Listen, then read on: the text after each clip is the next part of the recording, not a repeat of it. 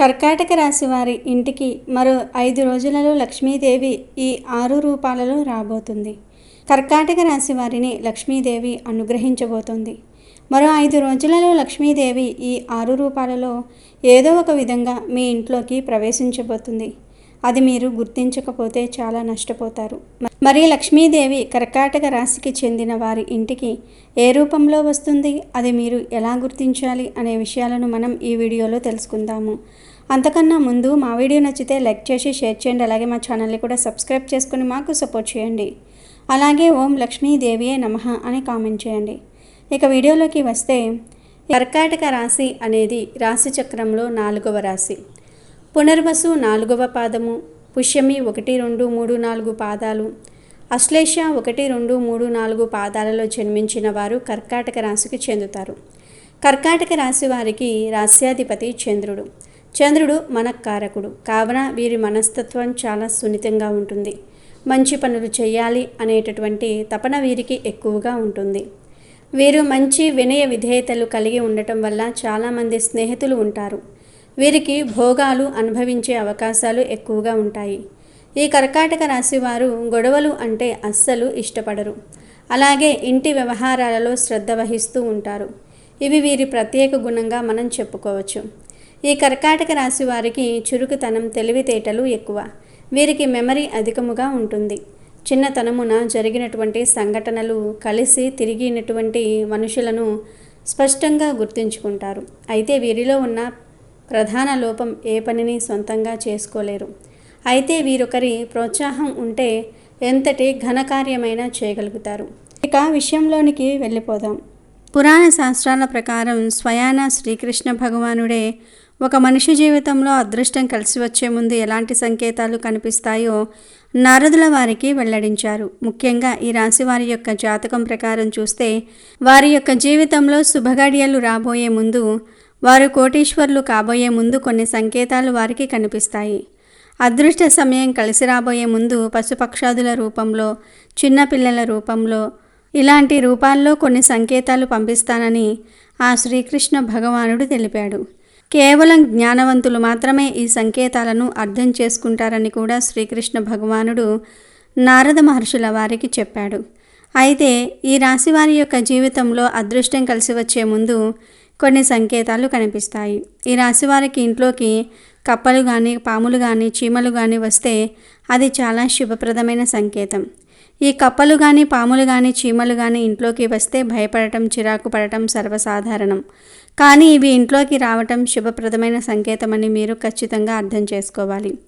ఇంటికి ఎవరైనా అతిథి వస్తే వారిని దేవుడి స్వరూపంగా భావించాలి. అతిథి మర్యాదలు మీరు ఖచ్చితంగా చేయాల్సి ఉంటుంది. చిలుక ఇంట్లోకి రావటం కూడా మీకు శుభప్రదమైన సంకేతంగా భావించటం జరుగుతుంది. ఎందుకంటే రామచిలుకకు కుబేరుడికి సంబంధం ఉంది. అంతేకాకుండా మన్మధుడి వాహనం కూడా ఈ రామచిలుక.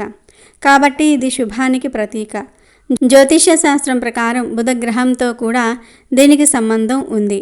బుధుడు శోభకు చిహ్నం కాబట్టి చిలుక ఇంట్లోకి ప్రవేశించటం వల్ల సంపద కలుగుతుంది, లాభం కలుగుతుంది. వ్యాపారంలో ఉన్నవారు వ్యాపార అభివృద్ధిని ఖచ్చితంగా పొందుకుంటారు. వసూలు కాని రుణాలు కూడా ఖచ్చితంగా వసూలు అవుతాయి. తాబేలు రాక అనేది కూడా చాలా శుభప్రదమైన సంకేతం. ఇంట్లోకి తాబేలు రావటం అనేది ఎంతో శుభంగా పరిగణిస్తారు.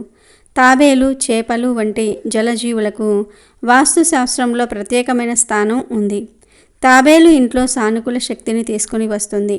ఇది శ్రీ మహావిష్ణువు యొక్క కూర్మ అవతారాన్ని సూచిస్తుంది. అందుకే దీన్ని మరింత పవిత్రంగా భావిస్తూ ఉంటారు. తాబేలు ఇంట్లోకి రావటం అనేది లక్ష్మీదేవి రాకకు చిహ్నంగా పరిగణించబడటం జరుగుతుంది. ఇంట్లో శాంతితో పాటు శ్రేయస్సును కూడా ఇది కలిగిస్తుంది. అంతేకాకుండా మానసికంగా కూడా మీరు చాలా ప్రశాంతమైన వాతావరణాన్ని గడపగలుగుతారు. ఈ రాశి వారికి బ్రహ్మ ముహూర్తంలో అంటే దాదాపు 3 గంటల నుండి 5 గంటల సమయంలో ఎటువంటి అలారం లేకుండా అనుకోకుండా మీకు మెలకువ వస్తే త్వరలో మీకు మంచి రోజులు రాబోతూ ఉన్నాయని, కోటీశ్వర్లు కాబోతూ ఉన్నారని దానికి సంకేతం. ఎవరికైతే కలలో వారి చెయ్యిని మరొకరు పట్టుకొని నడిపిస్తూ ఉన్నట్లుగా కనిపిస్తే జీవితంలో మీకు భాగ్య ద్వారాలు తెరుచుకోబోతూ ఉన్నాయని దానికి సంకేతం. ఈ విధంగా మీరు కోటీశ్వర్లు కాబోయే ముందు ఇటువంటి కళ మీకు రావటం జరుగుతుంది. ఎవరైతే వారి కోపాన్ని అదుపులో పెట్టుకొని చిరునవ్వుతో ప్రశాంతంగా ఉండగలుగుతారో అలాంటి వారి యొక్క జీవితంలోనికి కూడా మంచి రోజులు రాబోతూ ఉన్నాయని అర్థం చేసుకోవాలి. అంటే ఇది వరకు మీకు ఊరకే కోపం వస్తూ ఉండేది, కానీ ఇప్పుడు మీరు కోపాన్ని నియంత్రణలో ఉంచుకోగలుగుతున్నారు. అలాగే చిరునవ్వుతో అందరినీ మాట్లాడించగలుగుతున్నారు. ఈ మార్పుకు కారణం మీకు మంచి రోజులు రాబోతూ ఉన్నాయని అర్థం. మీ ఇంటి ముందుకు గోమాత వచ్చి మిమ్మల్ని ఆహారం అడుగుతూ ఉంటే గనుక మీకు రాబోయే కాలం అదృష్టకాలమని మీరు గుర్తించాలి. గోమాతను సకల దేవతా స్వరూపంగా మనం భావిస్తూ ఉంటాం. అటువంటి గోమాత అనుకోకుండా మీ ఇంటి ముందుకు వచ్చి తినడానికి ఏదైనా అడుగుతున్నట్లా మీకు అనిపిస్తే ఖచ్చితంగా మీకు మంచి రోజులు రాబోతూ ఉన్నాయని ఈ రాశి వ్యక్తులు అర్థం చేసుకోవాలి. సాక్షాత్తు హనుమంతుడి స్వరూపమైన కోతి వచ్చి ఎవరి ఇంట్లో అయితే ఆహార పదార్థాలను తీసుకుని తింటుందో వారి ఇంట్లో సిరి సంపదలు కలిసి వస్తాయని, వారు అతి త్వరలో ఉన్నత స్థానానికి వెళ్ళబోతూ ఉన్నారని అర్థం చేసుకోవాలి. మీ ఇంట్లోకి ఈ విధంగా కోతి వచ్చి ఆహార పదార్థాలను తీసుకుని తింటూ ఉంటే మీరు గాబరా పడవలసిన పని లేదు. సాక్షాత్తు ఆ హనుమంతుల వారే మీ యొక్క ఇంట్లోకి వచ్చినట్లుగా భావించండి. చక్కగా మీకు మంచి రోజులు రాబోతూ ఉన్నాయి అనడానికి ఇది సంకేతం. ఎవరి ఇంటికైతే చిన్నపిల్లలు పిలవకుండానే వచ్చి ఆడుకుంటూ ఉన్నారో అలాంటి వారి ఇల్లు కూడా సుఖ సంతోషాలతో నిండబోతుందని, అలాగే వారి ఇంట్లో వివాహం కాని వ్యక్తులు ఎవరైతే ఉన్నారో వారికి అతి త్వరలోనే వివాహం జరుగుతుందని కూడా దానికి సంకేతంగా మనం భావించాలి. చాలా మటుకు చిన్నపిల్లలు పిలిస్తేనే వస్తూ ఉంటారు, కానీ పిలవకుండానే మీ ఇంట్లోకి వచ్చి వారు ఆడుకుంటున్నారంటే అది చాలా శుభప్రదమైన సంకేతం. ఎవరికైనా సరే హారతి ఇచ్చే సమయంలో భగవంతుడి రూపం చిరునవ్వుతో మీకు కనిపిస్తే మీ ఇంట్లో అష్టైశ్వర్యాలు కలగబోతూ ఉన్నాయని మీరు అర్థం చేసుకోవాలి.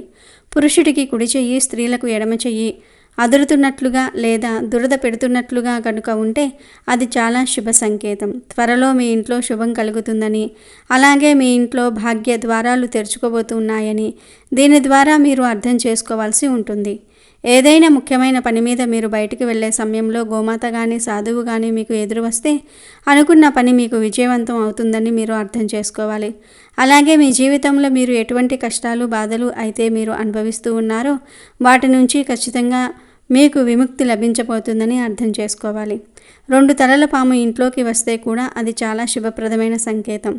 చాలామంది భయపడుతూ ఉంటారు, దాన్ని చంపేంత వరకు వదిలిపెట్టరు. కానీ 2 తలల పాము ఇంట్లోకి వస్తే అది చాలా శుభం. ఎందుకంటే ఈ యొక్క 2 తలల పామును లక్ష్మీదేవి వాహనంగా చెప్తూ ఉంటారు. 2 తలల పాము కనిపించడం చాలా అరుదుగా జరుగుతుంది. సాధారణంగా ఇది బయట పెద్దగా కనిపించదు, కానీ ఇంట్లోకి వస్తే మాత్రం ఎంతో శుభం. ఈ విధంగా 2 తలల పాము ఇంట్లోకి వస్తే పూర్వం రోజుల్లో అయితే గుడ్లు ఆహారంగా ఇచ్చేవారు. తద్వారా ఇంట్లోనే అది తిరుగుతూ ఉండేది. ఈ పాము ఎవరి హాని కోరుకోదు. ఇంట్లోకి అది వస్తే డబ్బుకు ధాన్యానికి కొరత అనేది ఉండదు. అయితే దాన్ని చంపకుండా బయటకు పంపించడానికి ప్రయత్నం చేయండి. ఈ విధంగా ఈ రాశివారి యొక్క జీవితంలో వారు కోటీశ్వర్లు కాబోయే ముందు, వారికి మంచి రోజులు రాబోయే ముందు ఇటువంటి కొన్ని సంకేతాలు భగవంతుడు చూపిస్తాడు. ఈ సంకేతాల ద్వారా అతి త్వరలో వారు ధనవంతులు కాబోతూ ఉన్నారని, వారి ఇంట్లో భాగ్య ద్వారాలు తెరుచుకోబోతూ ఉన్నాయని, వారి ఇంట్లో అష్టైశ్వర్యాలు సుఖ సంతోషాలు రాబోతూ ఉన్నాయని అర్థం చేసుకోవాలి. ఇక ఏ వస్తువుల వల్ల మీరు జీవితంలో పురోగతిని పొందలేకపోతూ ఉన్నారో కూడా తెలుసుకుందాము. ఈ రాశివారు మీ ఇంట్లో ఆగిపోయిన గడియారాలను వెంటనే తొలగించండి. అది గోడకు వేలాడే గడియారం కావచ్చు, మీ చేతికి పెట్టుకునే పాత వాచ్ కావచ్చు, లేదా పని చెయ్యని టేబుల్ క్లాక్ అయినా సరే. కాలం ఆగిపోవటం అనేది మన జీవితంలో అభివృద్ధి పురోగతి కూడా ఆగిపోవడానికి ఒక బలమైన సంకేతం. ఆగిపోయిన గడియారం ఇంట్లో ఉంటే అది నిరంతరం ప్రతికూల శక్తిని విడుదల చేస్తూ ఉంటుంది.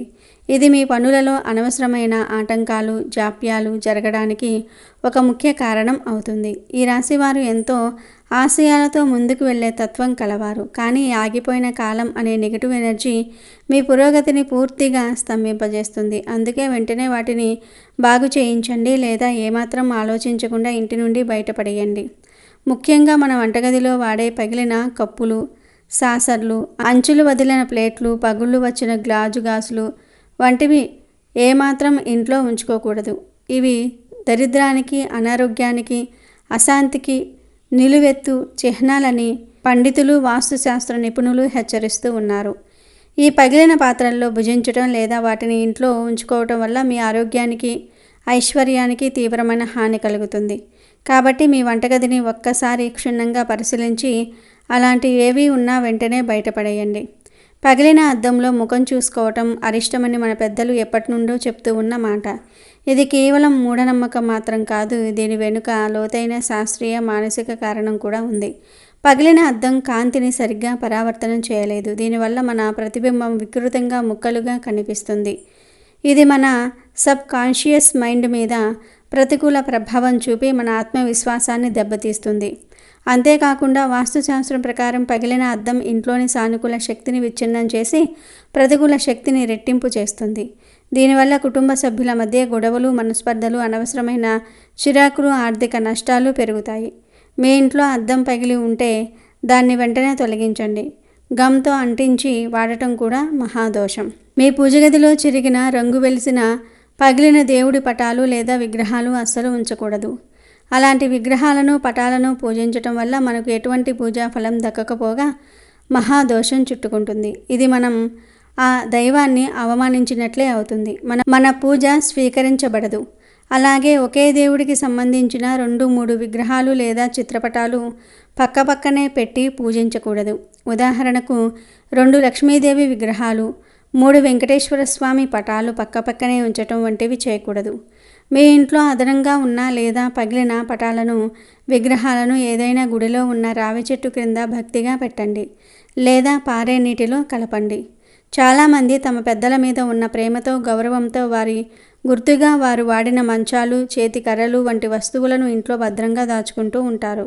ఇది భావోద్వేగపరంగా సరైనదే అయినప్పటికీ ఆధ్యాత్మికంగా, వాస్తుశాస్త్ర ప్రకారం ఇది చాలా పెద్ద తప్పు. చనిపోయిన వారి ఆత్మ వారు వాడిన వస్తువులతో ఒక బలమైన బంధాన్ని పెంచుకొని ఈ భూలోకాన్ని, తమ వారిని విడిచి ఉన్నత లోకాలకు వెళ్ళడానికి ఇబ్బంది పడుతుందని శాస్త్రాలు చెప్తూ ఉన్నాయి.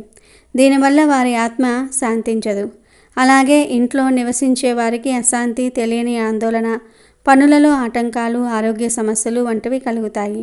వారి ఆత్మ శాంతించాలంటే వారు వాడిన వస్తువులను పేదవారికి దానం చేయటం ఉత్తమమైన మార్గం. వారి బట్టలను, మంచం వంటి వస్తువులను అవసరమైన వారికి దానం చేయకండి. ఈ 5 రకాల వస్తువులను మీ ఇంట్లో నుండి తొలగించిన తర్వాత లక్ష్మీదేవిని ఆహ్వానించడానికి మీ ఇంట్లో మరికొన్ని సానుకూల మార్పులు కూడా చేయాలి. ఇంటి ద్వారం ఎప్పుడూ శుభ్రంగా, పవిత్రంగా, ఆకర్షణీయంగా ఉండాలి. లక్ష్మీదేవి మన ఇంటికి వచ్చేది ముఖద్వారం గుండానే కాబట్టి ప్రతిరోజు గడపకు పసుపు రాసి కుంకుమ బొట్లు పెట్టి అందమైన ముగ్గులతో అలంకరించుకోవాలి. శుక్రవారం ఇంటి గుమ్మానికి మామిడి తోరణాలు కట్టడం వల్ల ఇంట్లోకి ఎటువంటి ప్రతికూల శక్తులు ప్రవేశించకుండా ఉంటాయి. ఒక తులసి కోటను ఏర్పాటు చేసుకుని ప్రతిరోజు ఉదయం, సాయంత్రం దీపం పెట్టడం వల్ల లక్ష్మీదేవి అనుగ్రహం, విష్ణుమూర్తి ఆశీస్సులు మీకు లభిస్తాయి. ఈ రాశివారు ఈ చిన్న చిన్న మార్పులు చేయటం వల్ల గొప్ప గొప్ప ఫలితాలను చూస్తారు. వంటగది విషయంలో కూడా చాలా జాగ్రత్తలు తీసుకోవాలి. వంటగదిని అన్నపూర్ణాదేవి నివాసంగా భావించి ఎప్పుడూ శుభ్రంగా ఉంచుకోవాలి. ముఖ్యంగా రాత్రిపూట ఎంగిలి గిన్నెలను షింకులో పేరుకుపోనివ్వకూడదు. అన్నపూర్ణాదేవి కొలువై ఉండే వంటగది అపరిశుభ్రంగా ఉంటే ఆ ఇంట్లో ధనధాన్యాదులకు తీవ్రమైన లోటు ఏర్పడుతుంది. ముఖ్యంగా ప్రతి శుక్రవారం నాడు ఇంటిని శుభ్రం చేసుకుని ఒక బకెట్ నీటిలో కొద్దిగా గల్లులుప్పు వేసి ఆ నీటితో ఇల్లంతా తుడవటం వల్ల ఇంట్లో పేరుకుపోయిన ప్రతికూల శక్తి మొత్తం తొలగిపోతుంది.